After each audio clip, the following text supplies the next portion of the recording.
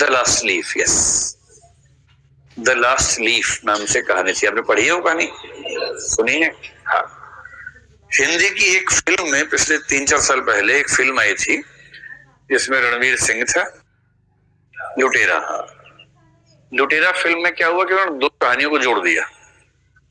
तो जो दूसरी कहानी जोड़ी उस फिल्म के अंत में वो द लास्ट लीफ है।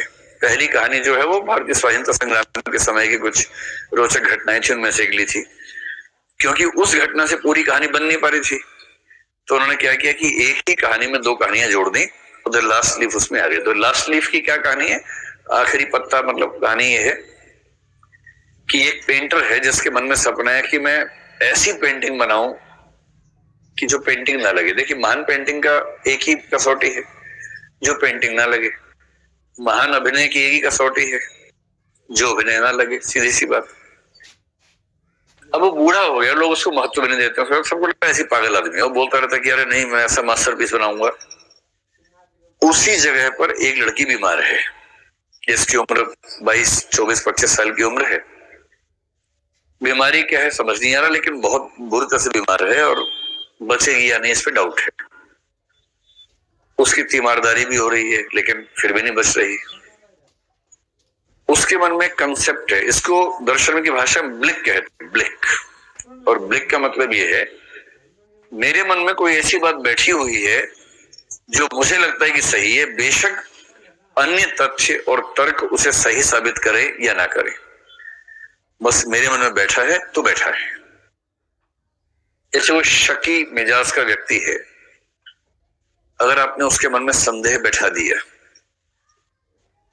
जो शेक्सपियर के नाटकों के रूपांतरण हिंदी फिल्मों में हो रहे हैं ना आजकल, उसमें से वो वाली फिल्म कौन सी थी जिसमें गीत था बीड़ी जलाई ले वाली?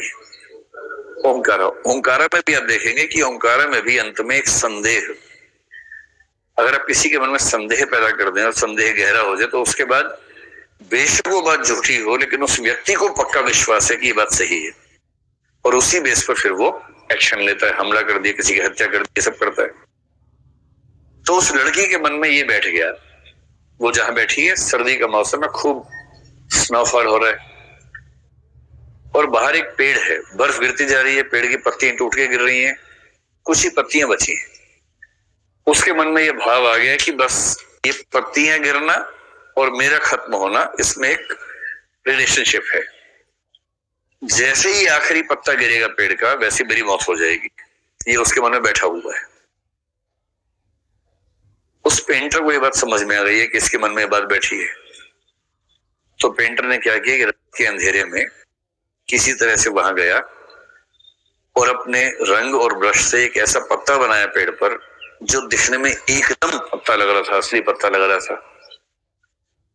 उतनी सर्दी में जाने से, काम करने से उसको निमोनिया हुआ, उसकी मौत हो गई। वही लड़की जिंदा है, उसको बताया नहीं गया कि वो अभी मरा के क्या है। और रोज उठ के देख रही है, सब पत्ते गिरते जा रहे हैं और अंत में एक ही पत्ता बचा हुआ है। इसको लग रहा है कि आज मैं मरूंगी, आखिरी पत्ता है, ये पत्ता गिरेगा मैं मर जाऊंगी। अगले दिन भी वो पत्ता मौजूद है, नेक्स्ट डे भी है, उसके बाद भी है। और तब उसको ये एहसास होने लगा कि लगता है कि ईश्वर चाहते हैं कि मैं जिंदा रहूं। और फिर इस आत्मविश्वास की बदौलत वो ठीक होने लगती है।